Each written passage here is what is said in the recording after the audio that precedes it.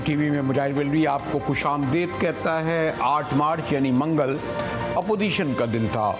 ताबड़तोड़ हमले के लॉन्ग मार्च बिलावल भुट्टो जरदारी का इस्लामाबाद डी चौक पर पहुंचा और तकरीबन कोई 9 दिन के बाद बड़ी धूमधाम से पहुंचा। फिर कल ही गैर मुतवक्का तौर पर तहरीक-ए-एतमाद इतनी राजदारी से जमा कराई गई कि हुकूमत को कानो कान ख़बर नहीं हुई और उस पर 86 दस्तखत थे। और मैंने कहा ना कि वेल प्लान्ड ये तहरीक-ए-एतमाद पेश की गई। और फिर इससे भी बढ़कर जिस तरह अलीम ख़ान ने जहांगीर तरीन ग्रुप को ज्वाइन किया वो भी बहुत ज़्यादा सरप्राइजिंग था हुकूमत के लिए भी। और फिर शाम के आखिरी पहर में तरीन ग्रुप के नोमान लंगड़ियाल अपने साथियों के साथ जमा हुए और उन्होंने एक बार फिर बुज़दार पर अपने अदम इत्तेहाद का इजहार और सारा जो है मुस्तकबिल का जो मंसूबा है या प्लानिंग है वो तरीन साहब के हाथ में दी। देखिए ना, लंगड़ियाल साहब यानी एक बैक बेंचर भी ये ज़बान बोल रहे थे जो अलीम ख़ान की ज़बान थी, तरीन साहब की तो नहीं कह सकता। जी देखिए, जहांगीर खान तरीन का जो ग्रुप है वो एक बेलॉस ग्रुप है जिसने उनकी उस वक्त मदद की जबकि उन्होंने हमें कॉल भी नहीं दी थी। ये एक बहुत मजबूत इत्तेहाद है, ये एक फैमिली है, एक ख़ानदान है। तो इसमें हम समझते हैं कि जो बंदा भी इस ग्रुप का मेंबर है वो अल्लाह के फजलो करम से जहांगीर खान तरीन के फैसले को आमीन करें। जी हाँ, और नुमान लंगड़ियाल साहब के दाएं हाथ को मैंने कल भी कहा था आपसे कि किचन कैबिनेट नहीं बल्कि किचन के ख़ास अहम ओन चौधरी साहब भी खड़े थे जो साए की तरह खान साहब के साथ बरसा बरस रहे। यूँ कल रात तक एक ऐसा माहौल था कि बड़े संजीदा सियासी पंडित भी ये कह रहे थे कि इमरान ख़ान के क्या जाने की गिनती शुरू हो जाएगी।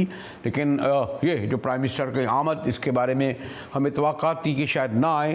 लेकिन बहरहाल आज इमरान ख़ान बहुत ही मुख्तसर हंगामा खेज़ तौर पर दोपहर कोई 1 बजे एयरपोर्ट से हेलीकॉप्टर में कराची पहुँचे, जो नेशनल स्टेडियम में उतरा। फिर नेशनल स्टेडियम से हमारे प्राइम मिनिस्टर इमरान ख़ान सीधे बहादुराबाद पर में MKM के मरकज़ में पहुँचे। वहाँ पर उनका क़याम कोई MKM के अरकान से कोई 1 घंटे का रहा। दोनों जानिब से कहा तो ये गया कि खुशगवार माहौल में मसाइल हुई, बातचीत हुई है। और मेरे ज़राए ने ये बताया, वैसे तो उसके आदाब के ख़िलाफ़ है कि जो वहाँ पर मौजूद थे कि इमरान ख़ान ने कुछ 70 की कराची को याद किया कि वो बड़ा अच्छा दौर था और उन्होंने कुछ फैमिली के हवाले से भी गुफ्तगू की। कोक और सुनाए बिस्कुट से उनकी तवाज़ो की गई। मेरा ख़्याल था कि लंच का वक्त है, शायद खाना खाया जाए। और ये बिल्कुल एक रस्मी सी गुफ्तगू ही कह सकती है क्योंकि दोनों जानिब से ये कहा गया, ख़ास तौर पर जो आमिर ख़ान ने वाज़े तौर पर कहा और जो पैदर पे उन पर सवाल हो रहे थे कि बौछार हुई कि ना तो अदम एतमाद पर कोई बात हुई और ना ही कोई उन्होंने शिकवा शिकायत किया। पूरी मुलाकात में एक लफ्ज़ भी अदम एतमाद के हवाले से बातचीत नहीं हुई। ना उन्होंने हमसे यकीन दहानी मांगी और ना हमने उनको कोई यकीन दहानी कराई है। हम जो भी फ़ैसला करेंगे वो अपने अवाम, अपने वोटर्स, अपने शहर के हवाले से जो बेहतर फ़ैसला होगा उसके मुताबिक फ़ैसला करेंगे।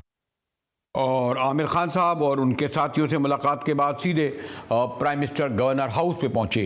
गैर मुतवक्का तौर पर यह तो कहा गया था कि किसी पब्लिक मीटिंग से वो खिताब करेंगी, लेकिन ऐसा लगता है कि चंद हज़ार यानी ज़रूर ऐसे पुरजोश उनके हामी मौजूद थे जो ख़ान साहब की जो गैज़ व ग़ज़ब से भरी हुई तकरीर में खूब तालियां बजा रहे थे। इमरान ख़ान साहब की बॉडी लैंग्वेज बता रही थी कि बड़े कॉन्फिडेंस में हैं और उन्होंने भरपूर हमले गवर्नर हाउस में सबसे ज़्यादा बड़ा हमला आसिफ अली जरदारी पर किया, मौलाना फजल रहमान पर किया।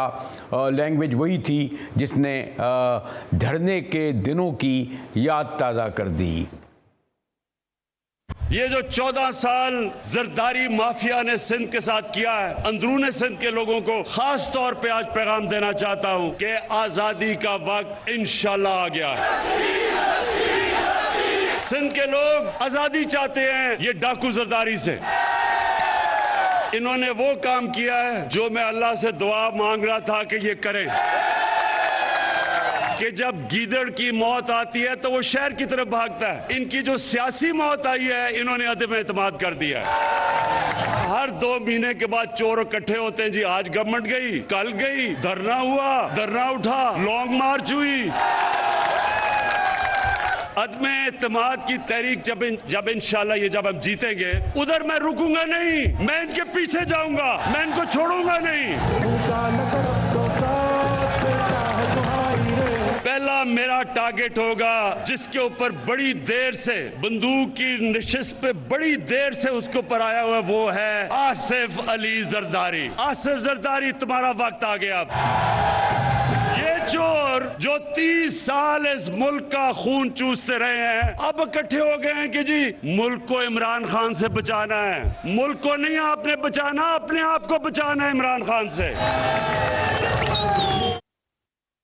जी, तो हम लोग अब अपनी जो सहाफ़ती लैंग्वेज में बॉडी लैंग्वेज पर गुफ्तगू करते हैं। देखें, खान साहब बड़े एतमाद से बॉडी लैंग्वेज, जो उनकी बॉडी लैंग्वेज थी, क्या ये बता रही थी कि घबराहट तारी है या कोई उन्हें एतमाद मिला है।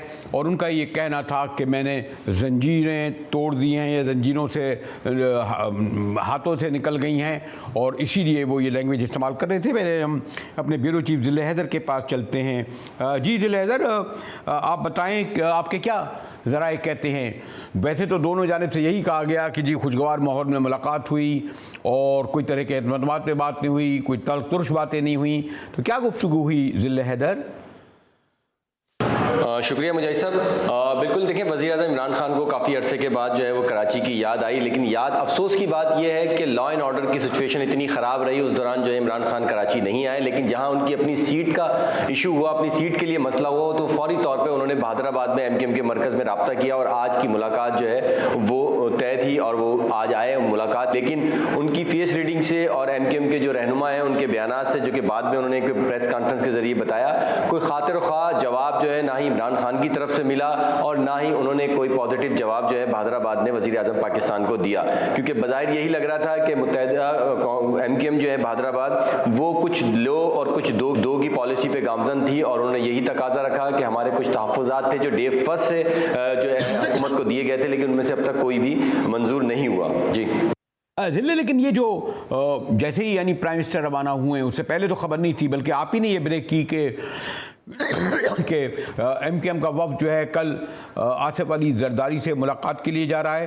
बड़ी तयशुदा थी। अब तो आपको इल्म है कि बड़ी राजदारी से मुलाकातें होती हैं, वैसे होती वेल प्लान्ड हैं। तो इस मुलाकात के बारे में क्या कहेंगे, क्योंकि तो एक और मैसेज दे रही है ना कि मैंने प्राइम मिनिस्टर के साथ साथ वो बहुत दोनों जगह प्ले कर रहे हैं, जिसको मैं लफ्ज़ इस्तेमाल करूँ ज़िले।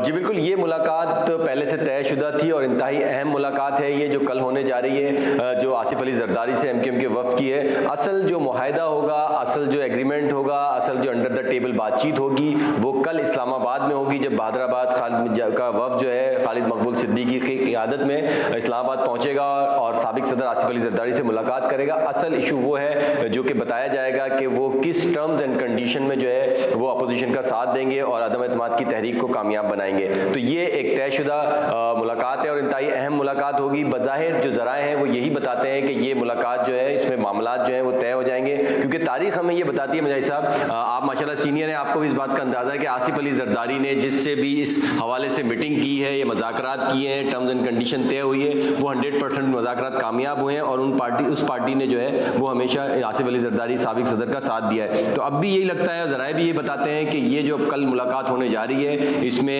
हुकूमत के साथ की बजाय जो तहरीक अदम एतमाद आएगी, उसमें MKM बहादराबाद जो है वो आसिफ अली जरदारी का साथ देंगी। इसलिए आपको भी कराची की डायनेमिक का पता है, MKM की तारीख का पता है। MKM के लिए जो पॉलिटिक्स है वो सिंध है, उसके लिए अहम नहीं है कि इस्लामाबाद में कौन बैठे। और फिर उसके लिए ये भी अहम नहीं है कि वो नवाज़ शरीफ से अपनी दोस्ती निभाते हैं या पीर पार्टी से निभाते हैं या इमरान खान का साथ देते हैं।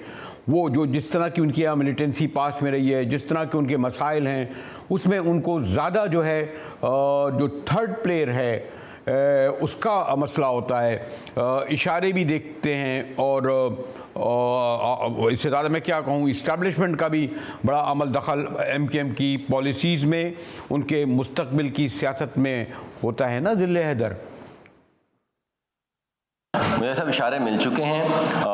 माशाल्लाह आपकी भी नज़र थी, पूरा दिन आप भी टीवी के सामने थे और आपके भी राब्ते रहे हैं। देखिए MKM को हुकूमत के साथ मुलाकात में, मुआहदे में जो कि डे फर्स्ट से था, कुछ हासिल हसूल नहीं हुआ, जिसकी वजह से इनकी ना सिर्फ क़यादत जो है थी वो नाराज़ थी इमरान खान साहब से, बल्कि जो कारकुनान थे वो भी काफ़ी हद तक नाराज़ थे, बहुत ज़्यादा। आज की जो मुलाकात है, थोड़ा सा मैं अंदरूनी अहवाल अगर आपको बताना चाहूँ कि इस मुलाकात में सिर्फ तंजिया जुमलों का तबादला ख्याल हुआ है। इमरान खान से कहा गया कि खान साहब हमारे जो जिम्मेदारान हैं, हमारे जो लीडरान हैं वो आपसे नाराज़ हैं। इमरान खान ने कहा कि मैं इस वक्त नाराज़गी दूर करने नहीं आया बल्कि अपनी हिमायत हासिल करने आया हूं, जो कि अदम एतमाद की तहरीक आ रही है उसमें आप मेरा साथ देंगे या नहीं। जिसके जवाब में जो कायदीन है उनका ये जवाब था कि हमें पहले आपसे मुलाकात से, आपके साथ मुआहदे करने से हमें कुछ हासिल हसूल नहीं हुआ, इसलिए हमें सोचने का कुछ वक्त चाहिए। और जैसे ही इमरान खान साहब वहाँ से वज़ीर आज़म पाकिस्तान गए हैं, फ़ौरन ही एक प्रेस रिलीज आती है कि एक वफ़द जो है वो आसिफ अली जरदारी से कल मुलाकात करेगा। इट्स मीन ये कि वो जो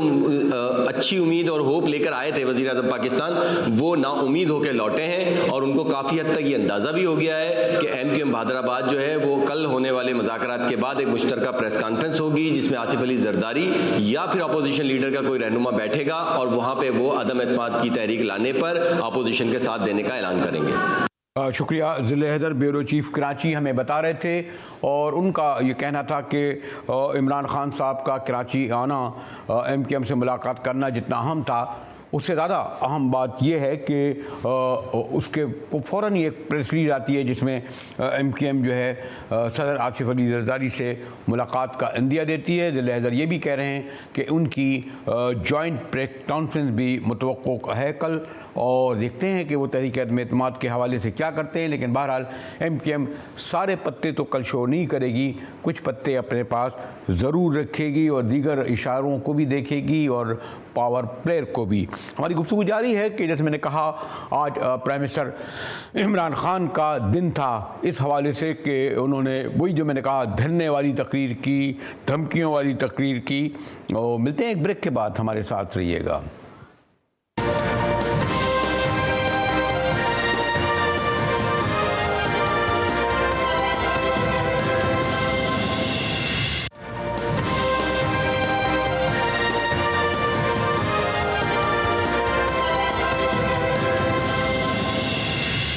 टीवी में एक बार फिर मुजाहिद बेलवी आपको खुशामदीद कहता है। जैसे मैंने आपसे कहा कि आज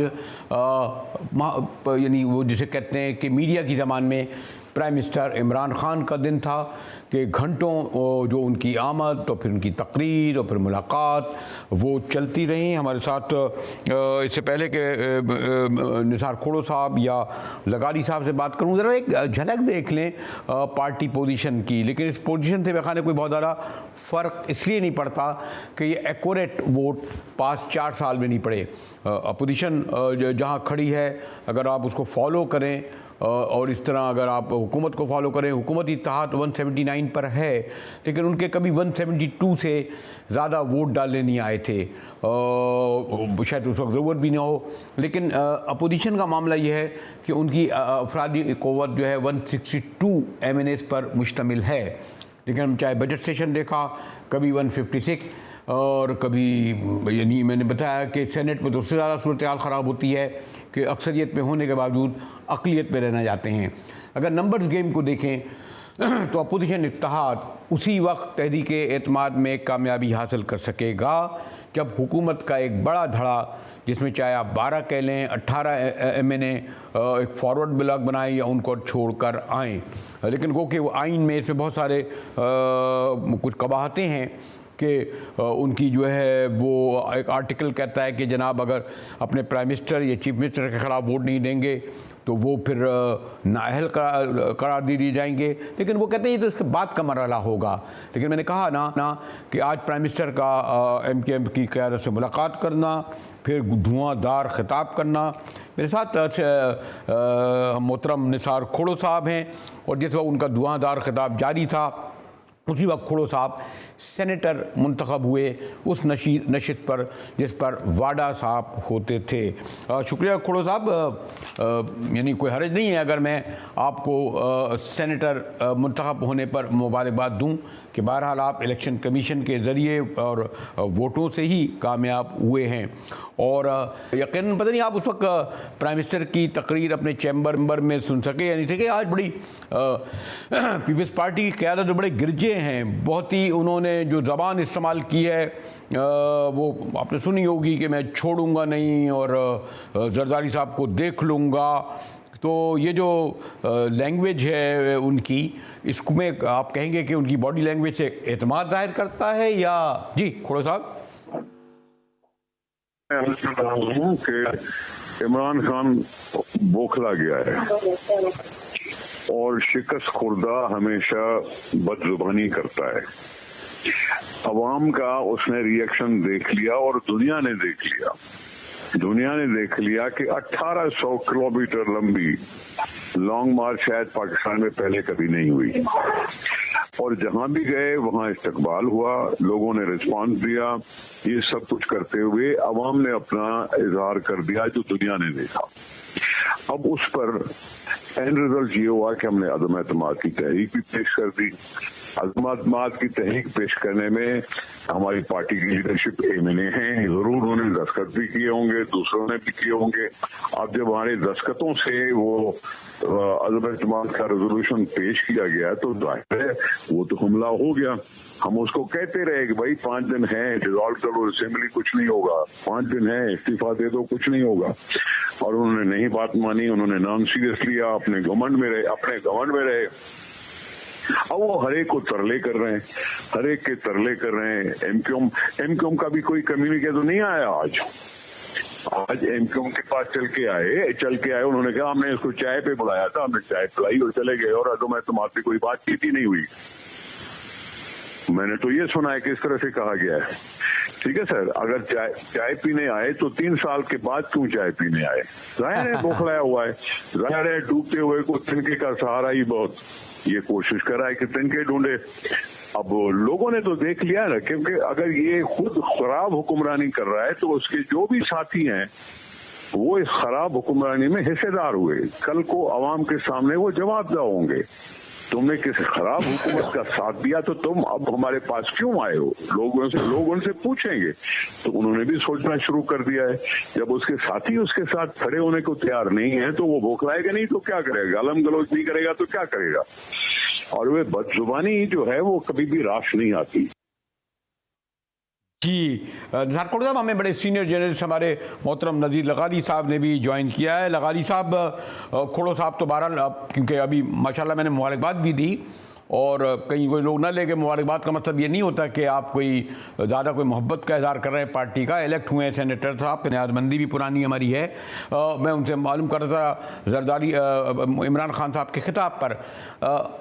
वैसे क्या आप लगाली साहब कहते हैं वो जो हमारी पॉलिटिकल इस्तिलाह में है बॉडी लैंग्वेज, वैसे तो बड़े लगता है, कुछ लोग कहते हैं बड़े कॉन्फिडेंस में नज़र आए, कहते हैं मैंने हथकड़ियाँ तोड़ दी, और आज वो खैर बेरवायत उन्होंने मौलाना फजल रहमान जरदारी पर ये कहा। लेकिन सारी सूरत हाल में इमरान खान के इस खिताब को गैर मामूली आप करार देंगे? इसे कॉन्फिडेंस कहेंगे या घबराहट, जैसे कि खोड़ो साहब कह रहे थे? देखें, आपने तो, आप एंकर भी हैं और हमारे सीनियर भी हैं और आपने मुबारकबाद दी है, तो ये हक मैं भी इस्तेमाल करता हूँ। खोड़ो साहब को सेनेटर मुंतखब होने पर मुबारकबाद देता हूँ। और दूसरी बात यह है कि इमरान खान साहब का खिताब जो है, मैं उसको स्टेट्समैनशिप नहीं कहूँगा। एक लीडर होता है, एक वज़ीर आज़म के मनसब पर होता है, एक डिसेंसी होती है। हमारे यहाँ अमूमी तौर पर सियासी अशराफिया में डिसेंसी का फुकदान है, लेकिन यहाँ फुकदान बहुत ज़्यादा है।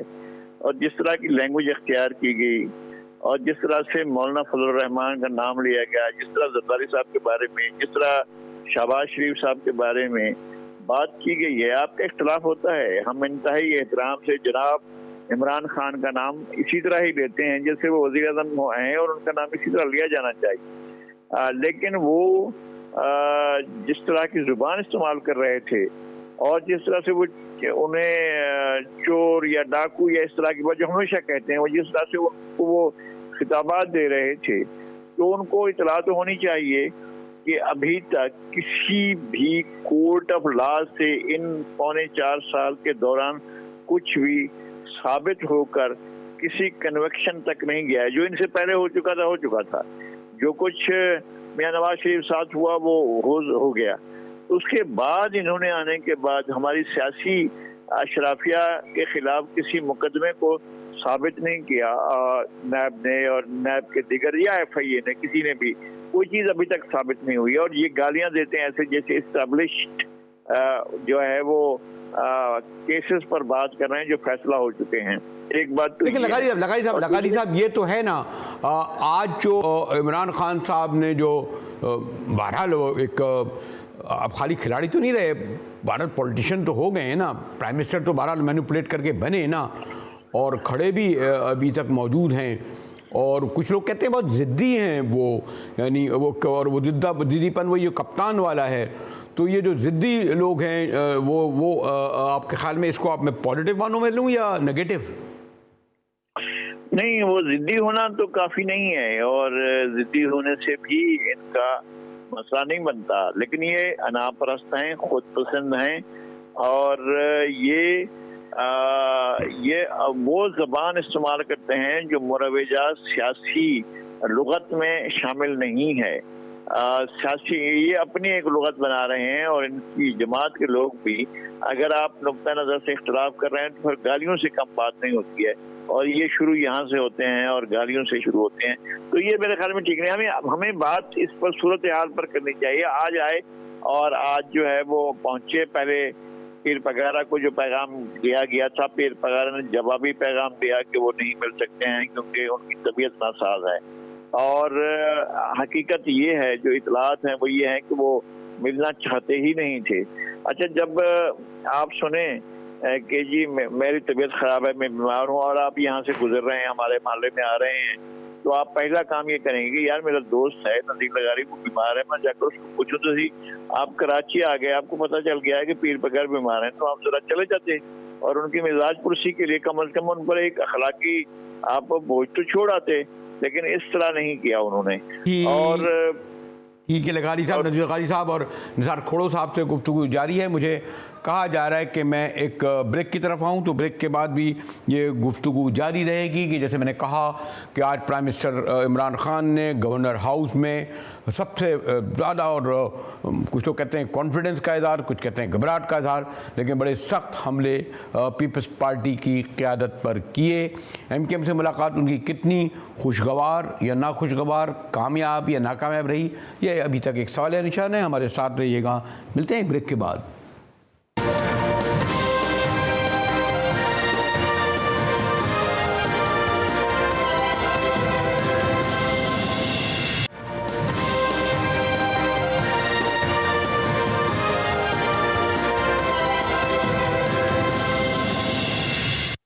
में एक बार फिर मुजाहिर बेलविया आपको खुशामदीद करता है। अभी इलेक्ट हुए कुछ ही देर पहले हमारे दोस्त सेनेटर वाडा साहब की जीत पर खोड़ो साहब और नज़ीर लगारी साहब हमारे बड़े सीनियर सिटीजन जर्नलिस्ट हैं। खोड़ो साहब, वैसे आपके MKM और से ताल्लुकात दहाइयाँ हो गई लव और हेट के, बल्कि हेट से मैं कहूँगा ज़्यादा रहे हैं। अब खैर वो मुलाकात के लिए आ रहे हैं, सियासत में हरफ आखिर नहीं होता, तो आप प्लान थी, यानी जिस वक्त प्राइम मिनिस्टर से मुलाकात के बाद ये खबर आई कि वो मुलाकात करने जा रहे हैं, तो किस तरह देखते हैं इसको खोड़ो साहब? जनाब आली, हम लॉन्ग मार्च में से, हम अवामी मार्च में से हम एक दिन पहले पहुंचे हैं, आज पहुंचे हैं। हमारे MPA साहबान भी आज पहुंचे हैं, मैं भी आज ही पहुंचा एक लिहाज से, मतलब कल 8 तारीख को रात को पहुंचे, रात तक पहुंचे, ठीक है ना सर। हम जितने हैं हमें और ज्यादा लोगों की जरूरत नहीं थी। नहीं, मैं मेरा खुद साहब वो तो ठीक है, आप सेनेटर हो गए, मैं तो सिर्फ ये आपसे माशाल्लाह आप ये बात आपने दुरुस्त है क्योंकि आपका गिनती पूरी थी, लेकिन मैं तो इससे आ रहा था कि जो आज जो मुलाकात हुई है आप रास्ते में ही होंगे जब ये मुलाकात हो रही होगी प्राइम मिनिस्टर की MKM से, तो अब आपसे मुलाकात होने जा रही है और मैंने कहा था ना आपके जो उनके रिलेशन है उस हवाले से मैं पूछ रहा था खोड़ो साहब जी। अगर इमरान खान उनसे मिलने जा सकता है तो जरदारी साहब भी मिल सकता है। किसी पे कोई पाबंदी थोड़ी, किसी पे थोड़ी पाबंदी थोड़ी। हम इस वक्त रेजोल्यूशन पेश कर चुके हैं, वैसे तो नंबर्स में हम कम है तभी तो हम अपोजिशन है, और अपोजिशन को मेजॉरिटी में लाने के लिए मुख्तलिफ साथियों से मिलना तो है, और ओपनली हम कोई अंडर हैंड डीलिंग तो नहीं कर रहे हैं, हम तो ओपनली मिल रहे हैं ना हर एक अपने। तो अगर ओपनली मिल रहा है तो हर एक पार्टी को हक है ये सारी लॉबी करने का।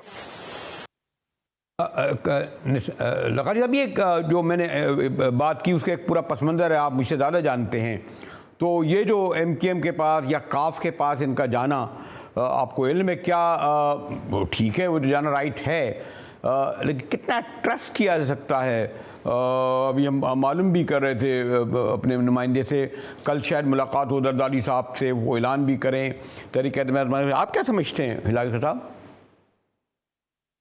एक तो ये कि ये ख़ास तौर पर चूँकि तहरीक अदम एतमाद पेश कर दी गई है, इसलिए ये राब्ते जो हैं वो हर सतह पर हो रहे हैं और हर पार्टी कर रही है। दो फरीक हैं, एक हुकूमत है और एक अपोजिशन है। अपोजिशन के भी राब्ते हैं और हुक्मरान जमात के भी राब्ते हैं। अपोजिशन ने तो कल पेश कर दिया, लेकिन हुकूमत की सफ़ों में जो दरारें हैं वो नज़र आ रही हैं, विजिबल हैं, इसलिए कि कल PML काफ के तारिक बशीर चीमा ने जो कहना था वो कह दिया है, और वो चौधरी परवेज़ इलाही वादे कर चुके हैं कि उस्मान बुज़दार के साथ हम नहीं चलेंगे, और नवाज शरीफ वादे कर चुके हैं कि उस्मान बुज़दार ही वज़ीर आला रहेंगे। एक तरीन साहब का ग्रुप था जिसके पास हमने खुद गिना था कि 20 अरकान उनके साथ थे, तकरीबन लगभग 20 अरकान थे। फिर एक और ग्रुप आ गया अलीम खान का, फिर एक और ग्रुप आज बना है शीना साहब का, फिर वो भी वहीं बना है, विजन पंजाब बना है, और इस तरह से जो है उनके अंदर दरारें पड़ रही हैं। और इत्तेहादी पंजाब में इत्तेहादी साथ छोड़ चुके हैं, अपनी पार्टी के अंदर 3 ग्रुप बन चुके हैं। अब तो लगता ये है कि तहरीक अदम एतमाद जो है वो वफाक के साथ साथ यहाँ पेश हो जाएगी। अब निसार खोड़ो आ गए हैं, तो मैं ये समझता हूँ कि इनके आने के बाद अगर ये तहरीक अदम एतमाद जो पेश हो रही है, जो 21 को और 22 को फैसला होगा, लेकिन मेरे ख्याल है उससे पहले चूँकि मुतालबा कर रहे थे 2 वज़रा के स्पीकर फ़ौरन इजलास बुलाएं, तो स्पीकर को अब तो फ़ौरन इजलास बुला लेना चाहिए चूँकि हुकूमत कह रही है। ठीक है लगाई साहब एक और पहलू से भी गुफ्तगू कर लूँ, लगाई साहब एक और पहलू से भी गुफ्तगू कर लूँ कि आपको भी इल्म है, आप एंकर हैं कि कितनी मुश्किल होती है वक्त को, लेकिन बेनज़ीर भुट्टो साहब अब ये खोड़ो साहब की कायद के ख़िलाफ़ भी जब वोट ऑफ नो कॉन्फिडेंस आया था नाकाम हुआ, और खैर याद दिलाना नहीं चाहिए, आपको इल्म है कि उस वक्त इदारों ने एजेंसियों ने किस तरह काम किया। इसहाक खान ने असलम बेग ने असद दुर्रानी ने फ़ारूक हबीब, नवाज शरीफ ने उसामा बिन लादेन से पैसे लिए, लेकिन इसके बावजूद वो कामयाब नहीं हुई तहरीक अदम मोहतरमा के ख़िलाफ़। इमरान खान के ख़िलाफ़ खाली अपोजिशन का मसला नहीं है, और बहुत से भी जो अवामिल या फैक्टर आप ये समझते हैं कि उनके ख़िलाफ़ हो गए। चले पहले खोड़ो साहब से पूछ लूँ, खोड़ो साहब जहाँ वो अदम एतमाद की तहरीक नाकाम हुई थी, शौकत अजीज के खिलाफ नाकाम हुई थी, वहाँ फख्र इमाम के खिलाफ कामयाब गई थी, आई चुंदरीकर के खिलाफ भी कामयाब गई थी। कुछ कामयाब गई हैं, कुछ नाकाम गई हैं। हम तो यही चाहते हैं ना कि भाई बीच में कोई ना पड़े, असेंबली के मेंबरान को आजादाना फैसला करने दिया जाए। हम तो यही कहते रहे हैं ना। अब वो कौन बीच में पड़ रहा है और क्यों बीच में पड़े, कोई क्यों पढ़ना चाहिए किसी को बीच में? इनको 3.5 साल 4 साल होने को आए हैं, इन्होंने सब कुछ अपना आजमा लिया, लोगों की तकलीफों में इजाफा ही हुआ है, कम तो नहीं हुई, तो फिर बीच में क्यों कोई पड़ेगा? लगानी साहब, मैं जरा छेड़ने के लिए इनको कह रहा था, क्योंकि बहरहाल इस वक्त जो झप्पियाँ डल रही हैं शरीफों से, उन्होंने भी जिस तरीके से वो डॉक्टर लाए थे उसकी तारीख भी इल्म है, और हम लोग तारीख पे ज़रा कम बात करते हैं कि ये भी कितने काबिल एतबार हैं, और आपने साहब 4 साल में भी देखा होगा। लगानी साहब, एक तो ये बात है कि उस वक्त आपको याद होगा जब यहाँ पर मदार कैद के करीब जलसा हुआ था, और ये उस वक्त सामने आए थे, अपना अभी तारीख एतमाद पेश नहीं हुई थी, लेकिन ये पहली बार सामने आए थे। उस वक्त पता चला था कि ये तो 1 महीना पहले ही MQM ने एक मुआहदा कर लिया है अब नवाज शरीफ के साथ, या जो भी जतोई साहब जो तारीख एतमाद ला रहे थे, तो उस वक्त सूरत हाल बदली हुई थी। एक तो ये कि इस्टेब्लिशमेंट का ज़ाहिर एक रोल था, वो कर रहे थे, उसके बावजूद ये कामयाब नहीं होता। लेकिन ये ना कहें 89 में पाकिस्तान के अवाम MRD की तारीख साल जिद्दोजहद के बाद एक जमहूरी मंजिल में दाखिल हुए थे, और इस फोरम पर कामयाब नहीं होनी थी। और यही वजह है कि ज़ियाउल हक ने 58(2) भी रखी थी, और बाद की इस्टेब्लिशमेंट ने ये सोचा कि ये भी नाकारा हो गया है, ये जो 58(2) का जो आला कत्ल है ये किसी काम का नहीं है। तो उन्होंने फिर अदालती फैसलों के ज़रिए वज़राए आज़म को निकालना शुरू कर दिया। 2 वज़राए आज़म तो अदालती फैसलों के ज़रिए हटाए गए। आइन में लिखा हुआ है कि वज़ीर आज़म को कैसे हटाया जा सकता है, वो इस्तीफ़ा दे दे, वो पागल हो जाए, वो जो है उसकी जनाब लगारी साहब, सॉरी लगारी साहब, वही जैसे मैंने कहा कि आपको भी यही आवाज़ आती होगी कि वक्त कम है और इसको रैप अप करें, तो मैं अपने दोनों मोहतरम मेहमानों का शुक्रिया अदा करते हुए GTV से इजाज़त लेता हूँ।